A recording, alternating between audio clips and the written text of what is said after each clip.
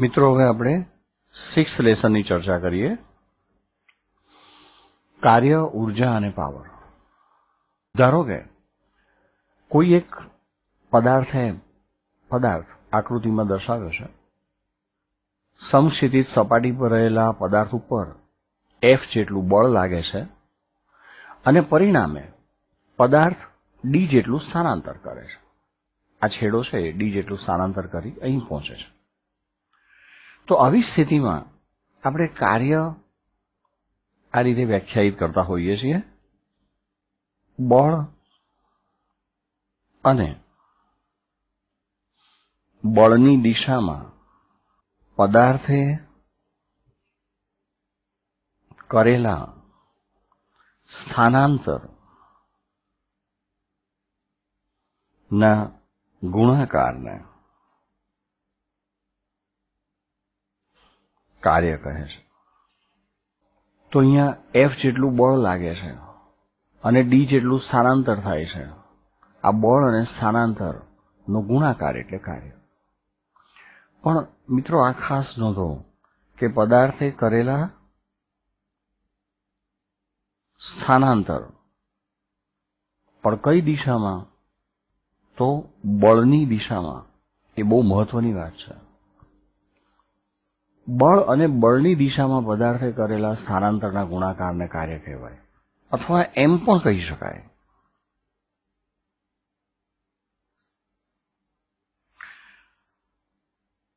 સ્થાનાંતર અને સ્થાનાંતર ની દિશામાં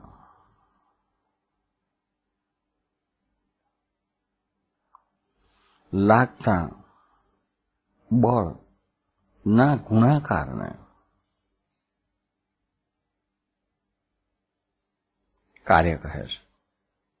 તો બળ અને બળની દિશામાં થયેલું સ્થાનાંતર લો, અથવા પદાર્થનું સ્થાનાંતર અને સ્થાનાંતરની દિશામાં લાગતા બળનો ગુણાકાર કરીએ તો આપણને કાર્ય મળે.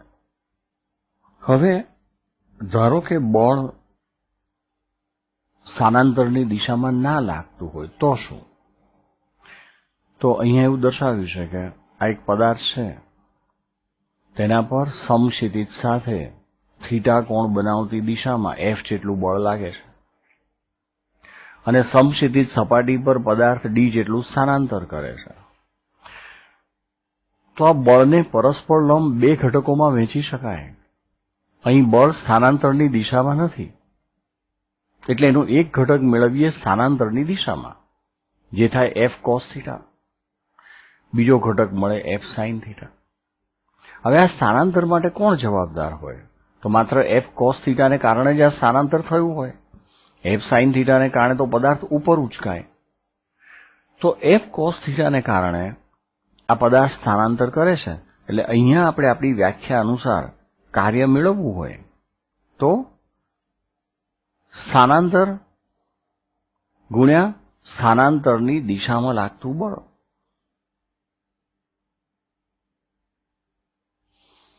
dF cos થીટા ને FD cos થીટા પણ લખી શકાય. એથી કંઈ ફેર નથી પડતો. આ અદિશ રાશિ છે, માત્ર મૂલ્યો છે. હવે અને આપણે અદિશ ગુણાકાર વડે દર્શાવી શકીએ. સદિશ F ડોટ સદિશ D. તમને યાદ હશે કે A ડોટ B બરાબર AB cos થીટા લખાય. તો એવી રીતે અહીંયા F ડોટ D એ FD cos થીટા દર્શાવે છે.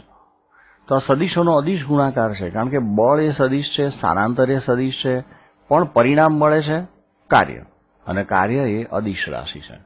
તો આમ F ડોટ D વડે કાર્ય દર્શાવી શકાય. ધારો કે થીટા એ 0 અને 90 ની વચ્ચે છે. જો થીટા લેસ ધેન 90 હોય, આ આકૃતિમાં જોઈ શકાય છે કે આ લેસ ધેન 90 છે.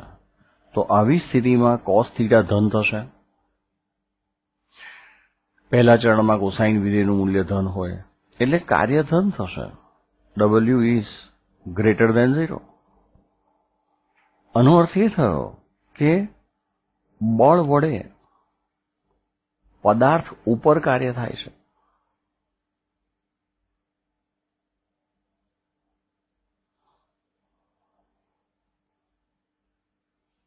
અને માટે પદાર્થની ગતિ ઉર્જા વધશે. પણ જો થીટા ગ્રેટર ધેન 90,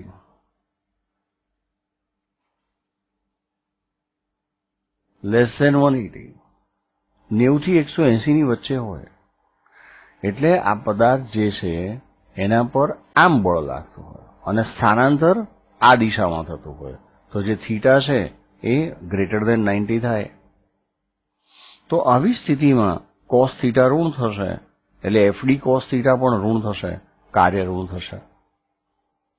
તો આનો અર્થ એ થાય કે અહીં બળ વિરુદ્ધ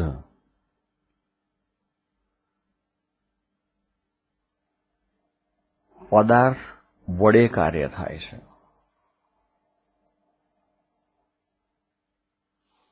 હવે તમે સ્વાભાવિક રીતે જોઈ શકો કે બળ આ દિશામાં લાગતું હોય અને સ્થાનાંતર આમ થતું હોય તો આ બળ પદાર્થને પકડી રાખે છે એવું કહેવાય.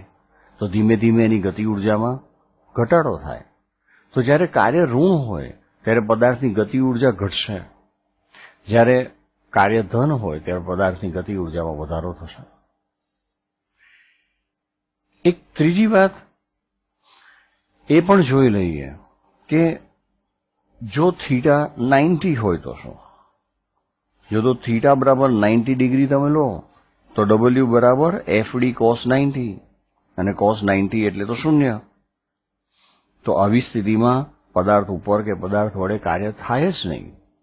આમ જે દિશામાં સ્થાનાંતર થાય છે તે દિશાને લંબ દિશામાં લાગતા બળ વડે કોઈ પણ પ્રકારનું કાર્ય થતું નથી. તો સ્થાનાંતર આ દિશામાં થતું હોય, બળ લંબ રૂપે લાગતું હોય, તો આ બળ આ સ્થાનાંતર માટે બિલકુલ જવાબદાર નથી અને એવી સ્થિતિમાં આ બળ વડે બિલકુલ કાર્ય થતું નથી. એટલે પદાર્થનો જે વેગ છે એનું મૂલ્ય એટલે કે ઝડપ અચળ રહે. જો ફરી આપણે યાદ કરી લઈએ, નિયમિત વર્તુળમય ગતિની વાત કરતા હતા ત્યારે નિયમિત વર્તુળમય ગતિ એટલે અચળ ઝડપથી વર્તુળાકાર પથ પર થતી ગતિ. હવે આ સમયે આપણે એમ દર્શાવેલું કે આ પદાર્થને પ્રવેગ હોય છે, પણ કયો પ્રવેગ હોય છે? કેન્દ્રગામી પ્રવેગ. એટલે જે બળ લાગે છે એ પણ કેન્દ્રગામી હોવું જોઈએ, mv²r. પણ સ્થાનાંતર તો સ્પર્શકની દિશામાં થતું હોય છે. તો જ્યારે બળ સ્થાનાંતરને લંબ દિશામાં હોય ત્યારે આ બળ વડે કોઈ જ કાર્ય પદાર્થ પર ના થાય. એનો અર્થ એ થાય કે પદાર્થ સ્થાનાંતર કરે પણ એની ગતિ ઉર્જા અચળ રહે. ગતિ ઉર્જા અચળ રહે એટલે ઝડપ અચળ રહે, અને માટે જ આ નિયમિત વર્તુળમય ગતિ કહેવાય, અચળ ઝડપથી વર્તુળાકાર પથ પર થતી ગતિ. ધારો કે તમારા ઘર પાસે કોઈ તૂટેલી ઈંટોનો ઢગલો છે અને તમે એને માટે કોઈ મજૂરને રોકો અને એને કહો કે આ ઢગલાને અહીંયાથી હટાવવાનો છે અને સામે ખાલી મેદાન છે ત્યાં આ ઈંટો નાખી દેવાની છે. આખો દિવસ મજૂરી કરી અને આ બધી ઈંટોને માથા પર ચડાવી અને વ્યક્તિ સામે ગ્રાઉન્ડમાં ફેંકવા જાય ત્યારે દિવસના અંતે તમે કહી શકો કે અહીં ઈંટ માથા પર ઉચકેલી, એના પર તો ગુરુત્વાકર્ષણ બળ અધો દિશામાં લાગતું હતું અને સ્થાનાંતર તો સમક્ષિતિજ દિશામાં થયું છે. F અને D વચ્ચેનો કોણ, સ્થાનાંતર તો સમક્ષિતિજ દિશામાં થયું છે. F અને D વચ્ચેનો કોણ 90 છે, cos 90 0. એટલે અમારા ટીચરે શીખવાડ્યું છે કે અહીં કંઈ કાર્ય થયું નહીં, તે કંઈ કામ જ કર્યું નથી, એટલે તને કંઈ પૈસા આપવાના ના હોય. વ્યવહારમાં જે કાર્યની વાત કરીએ અને મિકેનિક્સમાં જે કાર્યની વાત થાય એ અલગ છે. અહીં પદાર્થની ગતિ ઉર્જા બદલાતી નથી, એટલે આ બળ વડે કંઈ જ કાર્ય થયું નથી એવું આપણે કહી શકીએ. હવે આપણે વાત કરીએ ચર બળ વડે થતા કાર્યની. ચર બળ અથવા ચલ બળ, જે બળ સમય અને સ્થાનની સાથે સતત બદલાતું હોય એને ચર બળ કહેવાય. આવા બદલાતા બળની અસર હેઠળ થતું કાર્ય કેવી રીતે મેળવવું? તો પહેલા તો ચર બળની વ્યાખ્યા લખી નાખીએ.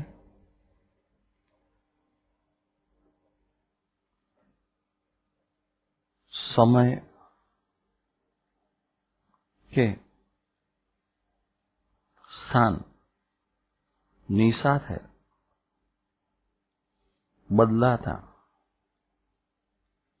બળને ચર બળ કહે છે. ધારો કે XY સમતલમાં કોઈ એક પદાર્થ આવા વક્રાકાર માર્ગે ગતિ કરે છે, A થી B સુધી. હવે આ દરમિયાન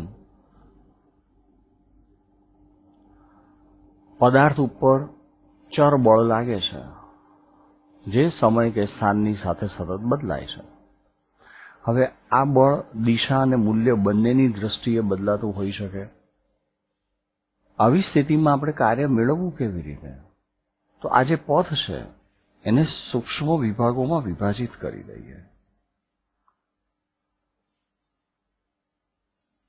આવા n વિભાગોમાં વિભાજિત કરી દઈએ.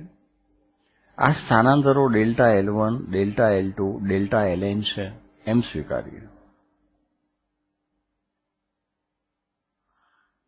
આ સ્થાનાંતર ધારો કે ડેલ્ટા L1 છે, એના પછીનું આ જે સ્થાનાંતર છે તે ધારો કે ડેલ્ટા L2 છે.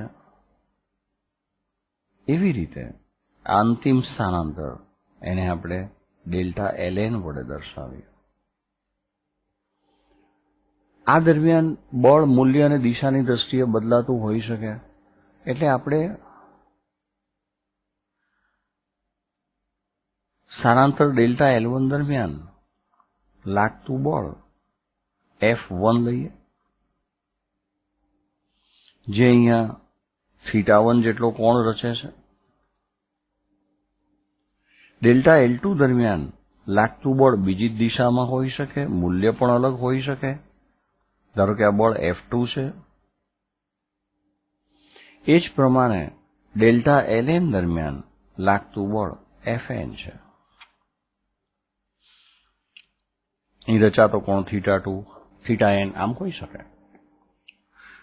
તો અહીં થતું કુલ કાર્ય કેવી રીતે મેળવવું?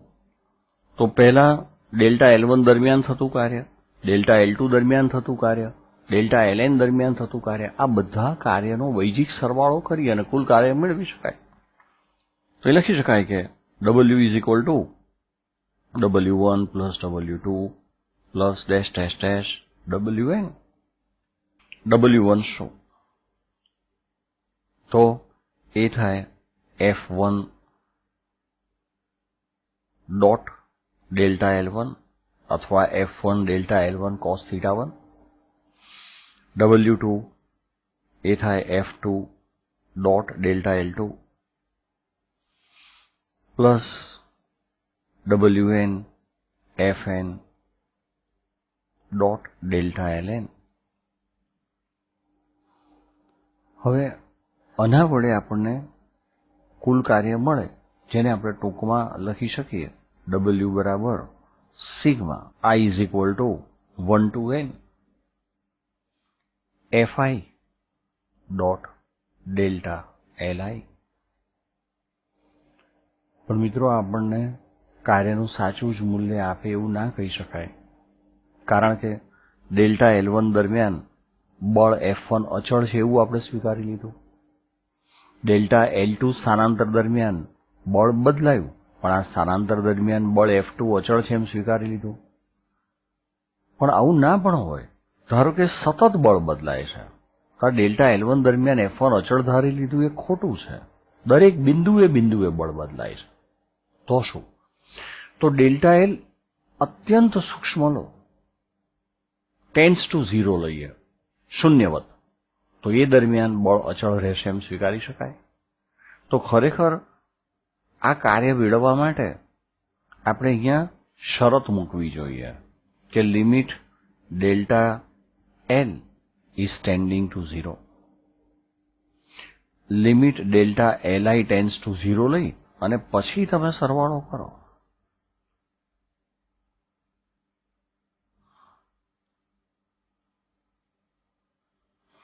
તો કાર્યનું સાચું મૂલ્ય મળે. પણ મુશ્કેલી શું કે તમે ડેલ્ટા એલઆઈ ટેન્ડ્સ ટુ 0 લો એટલે આ ડેલ્ટા L1 અતિ સૂક્ષ્મ શૂન્યવત, ડેલ્ટા L2 પણ શૂન્યવત, આવા વિભાગો કરો તો કેટલા થાય? તો એબી સ્થાનાંતર જે થયું છે એમાં અનંત વિભાગો થાય, કારણ કે દરેક સ્થાનાંતર શૂન્યવત લઈએ છે. હવે અનંત વિભાગો થાય તો આ સરવાળામાં અનંત પદ આવે તો સરવાળો ના થાય. જો કેવું થાય છે, તમે કાર્ય મેળવો તો સાચું ના મળે, અને સાચું મેળવવા જાઓ તો કાર્યનું મૂલ્ય જ ના મળે. આવી સ્થિતિમાં આપણે ગણિતનો આધાર લઈશું, એનો ઉપયોગ કરીશું. જ્યારે limit delta T tends to 0 હોય ત્યારે આ જે સિગ્માની સંજ્ઞા છે એ સંકલન વડે અવેજ કરીશું. એટલે અને ખરેખર આમ લખાય, કાર્ય બરાબર ઇન્ટિગ્રેશન એફ ડોટ ડીએલ. કારણ કે ડેલ્ટા એલ ટેન્ડ્સ ટુ 0 હોય એટલે વિકલિત ફેરફાર કહેવાય, અને વિકલિત ફેરફાર ડીએલ વડે દર્શાવાય. આ કોના પરનું સંકલન છે? તો આ સમગ્ર પથ પરનું સંકલન છે, એ થી બી સુધી. તો આવું સંકલન કરીને આપણે કાર્ય મેળવી શકીએ. હવે સંકલન એક ગણિતીય પ્રક્રિયા છે, પણ એ વાસ્તવમાં તો સરવાળો જ દર્શાવે છે. એફ ડોટ ડીએલ નો સરવાળો. સતત રીતે એફ બદલાતું હોય એટલે એફ ચલ છે એમ કહેવાય. ત્યારે આપેલા પથ પરનો તેનો સરવાળો કરવો હોય એફ ડોટ ડીએલ નો, તો આપણે સંકલનની પ્રક્રિયાનો ઉપયોગ કરવો પડે. તો આમ સંકલન કરીને તમે કુલ કાર્ય મેળવી શકો. હવે આગળ ત્રીજા ચેપ્ટરમાં, ચોથા ચેપ્ટરમાં આપણે જરૂર પડી છે સંકલનની. ત્યારે સંકલન આ રીતે કરેલું જરાક યાદ કરી લઈએ. સંકલન માટે ધારો કે x⁴n નું x ને અનુલક્ષીને સંકલન હોય તો આપણે આવું કરતા હતા, ઘાતમાં એક ઉમેરીએ એટલે x⁴n+1 થાય, અને જે ઘાત થઈ એના વડે જ આને ભાગી નાખીએ. એટલે જો ઇન્ટિગ્રેશન x² dx હોય તો આ થાય x³/3. x², 2 માં એક ઉમેરો 3, જે ઘાત બની એના વડે જ એને ભાગવાનો. ઇન્ટિગ્રેશન x dx હોય તો x⁴1 કહેવાય, એમાં એક ઉમેરો એટલે x⁴2 થઈ જાય, તો x²/2. એટલે ઇન્ટિગ્રેશન dx કંઈ જ ના હોય તો x⁴0 છે એવું સ્વીકારી શકાય. એટલે x⁴0+1 એટલે x⁴1/1 એટલે x થઈ જાય. તો integration dx will be x. x⁴0 તો ખાલી મનમાં કલ્પના કરવાની, આવું લખેલું ના હોય. તો આવી રીતે તમે સંકલન કરી અને કાર્ય મેળવી શકો. મિત્રો, હવે બીજી એક અગત્યની વાત, બળ વિરુદ્ધ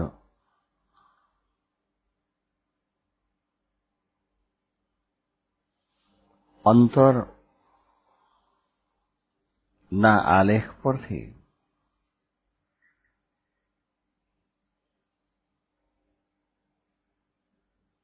કાર્ય. બળ વિરુદ્ધ અંતરનો આલેખ હોય તો એના પરથી કાર્ય કેવી રીતે મેળવી શકાય?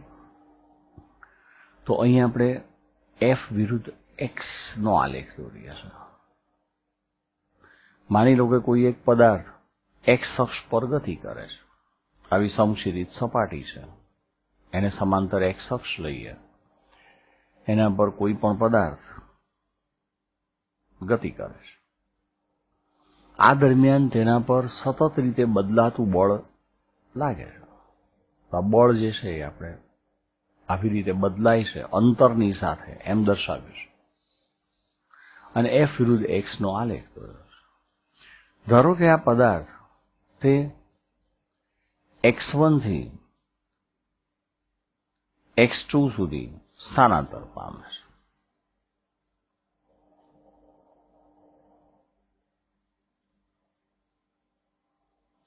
તો આ દરમિયાન એના પર થતું કાર્ય એ આપણે નક્કી કરવું છે.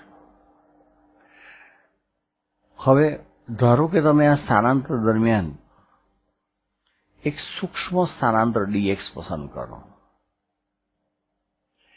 એ દરમિયાન લાગતું સરેરાશ બળ ધારો કે F છે. હવે જો તમે આ સ્તંભનું ક્ષેત્રફળ શોધો તો એ થાય F dx, અને F dx એટલે જ બળ ગુણ્યા સ્થાનાંતર થયું. તો એવી સ્થિતિમાં તમને આ F dx સ્થાનાંતર dx દરમિયાન પદાર્થ પર થતું કાર્ય દર્શાવશે. તો અહીં હું ધારો કે નામ આપું A, B, C અને D. તો ABCD નું ક્ષેત્રફળ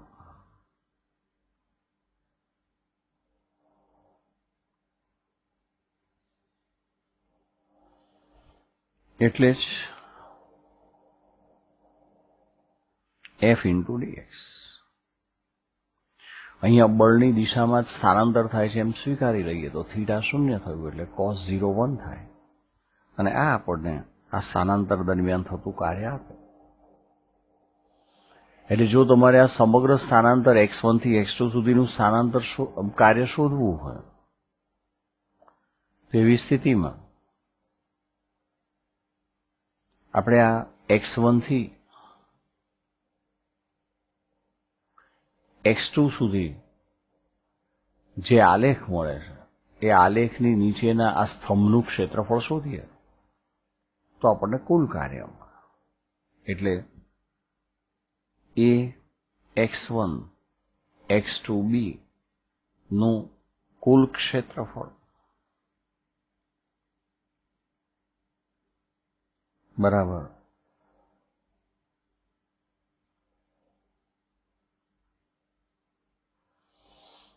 પદાર્થ પર થતું કુલ કાર્ય. તો આનો અર્થ એ થયો કે જ્યારે પણ F વિરુદ્ધ x નો આલેખ આપ્યો હોય તો બળ F વિરુદ્ધ સ્થાનાંતર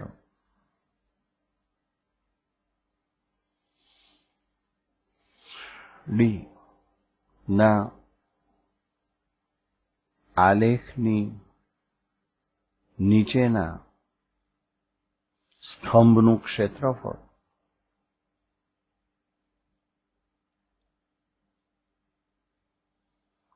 તે સ્થાનાંતર દરમિયાન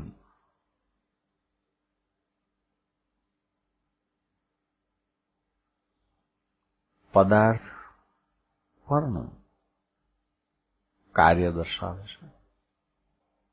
હવે કાર્ય સમજવા માટે જ એક વિશેષ કિસ્સો લઈએ. ધારો કે કોઈ એક પદાર્થ XY સમતલમાં P થી Q પર સ્થાનાંતર પામે છે. જો બિંદુ P નો સ્થાન સદિશ R1 છે, જરા સ્પષ્ટ આપણે અહીં લખીએ, આ સદિશ R1 છે, આ સદિશ છે R2 છે.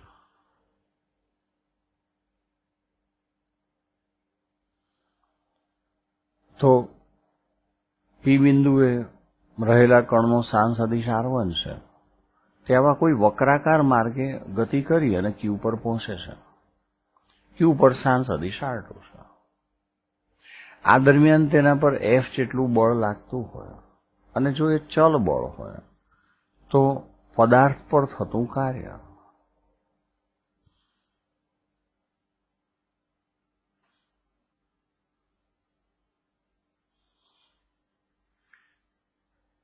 હંમેશા પદાર્થ પર થતું કાર્ય મેળવવું હોય એટલે આપણે ઇન્ટિગ્રેશન P થી Q અથવા સ્થાન સદિશ R1 થી સ્થાન સદિશ R2 F ડોટ dr આમ કરી શકીએ. હવે એફ કેવી રીતે બદલાય છે એ ખબર હોય તો એ આરના વિધેય સ્વરૂપે લખી શકાય. પણ આપણે વિશિષ્ટ કિસ્સો લઈએ કે ધારો કે એફ અચળ છે. જો એફ અચળ હોય તો એને આપણે બહાર લઈ શકીએ.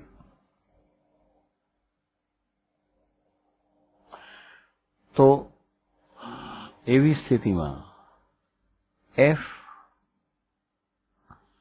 અહીં થતું કાર્ય W બરાબર એફ અચળ લઈ લો. Integration R1 to R2 dr. આદિશ ગુણાકાર છે એટલે ડોટ તો કરવું જ જોશે. એફ ઇન્ટિગ્રેશન dr એટલે R1 to R2. તો પહેલા આપણે ઉપરની સીમા આવેજ કરીએ માઇનસ નીચેની સીમા આવેજ. તો આમ સદિશ F dot R2 minus R1 એ પણ કાર્ય દર્શાવે. હવે R2 માઇનસ R1 એટલે આ P થી Q નો સદિશ થયો જે સ્થાનાંતર સદિશ દર્શાવે છે. એને સપોઝ R કહો તો અંતે આ થયું એફ ડોટ R અને એ જ થયું એફ આર કોસ થીટા. તો બળ ગુણ્યા બળની દિશામાં થતું સ્થાનાંતર કે સ્થાનાંતર ગુણ્યા સ્થાનાંતરની દિશામાં લાગતું બળ તે આપણને કાર્યનું મૂલ્ય આપે.